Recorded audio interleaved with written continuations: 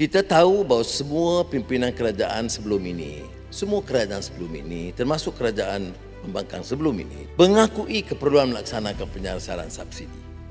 Namun ia tertangguh kerana tiada tekad politik. Maka memaknai subsidi pada pendapat kami adalah keistimewaan rakyat Malaysia. Dan bukan untuk warga asing. Bukan untuk syarikat besar. Kerajaan menyasarkan subsidi supaya dana awam sampai kepada rakyat. Saya bagi beberapa contoh. Kita tahu bahawa bantuan subsidi pengampungan ayam ini sebelum ini telah menyebabkan kita menelan kos 1 bilion ringgit setiap tahun. Tetapi pengampungan ini telah berjaya menjimatkan 1 bilion ringgit dan harga ayam tetap terkawal. Telur kita dapat jimatkan 1 bilion ringgit, sudah 2 bilion. Penyiasan subsidi dan penstrukturan tarif elektrik secara purata menjimat 6 bilion ringgit. 85% pengguna tidak dikenakan sebarang kenaikan tarif walaupun diwar-warkan seolah-olah rakyat tertekan.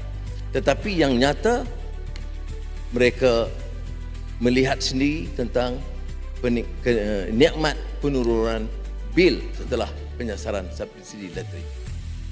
Penyasaran subsidi diesel telah berjaya menjimatkan 5 bilion ringgit dana kerajaan. Dan sektor pengangkutan awam, nelayan dan logistik dapat menjamin dengan bantuan harga subsidi iaitu RM200 diberikan.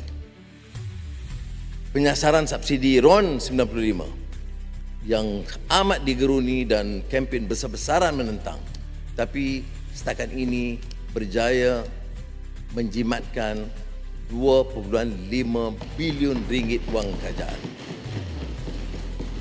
Bayangkan harga minyak turun ke RM1.99.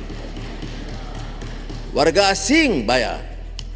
Rakyat Malaysia dapat menikmati kemudahan yang sukar dinikmati oleh negara-negara lain. Jadi terima kasih kepada semua penyelenggara Budi 95 yang berjalan lancar dan lebih 10 juta rakyat telah bertransaksi membeli RON 95 pada RM1.99 seliter. Pengkalan data 16.5 juta warga negara yang layak sedang dikemas kini untuk menyediakan kuota tambahan kepada 23,000 pemilik perahu berdaftar dan lebih 52,000 pemandu e-hailing aktif. Perahu berdaftar yang kebanyakan di Sabah dan di Sarawak. Keseluruhan penyaluran subsidi justru itu dapat menjimatkan dana negara sekitar 15.5 bilion ringgit setahun. Setiap penjimatan bermakna lebih banyak dana untuk kebajikan, lebih banyak peruntukan untuk kos sara hidup dan lebih banyak pelaburan prasada rakyat yang berkualiti.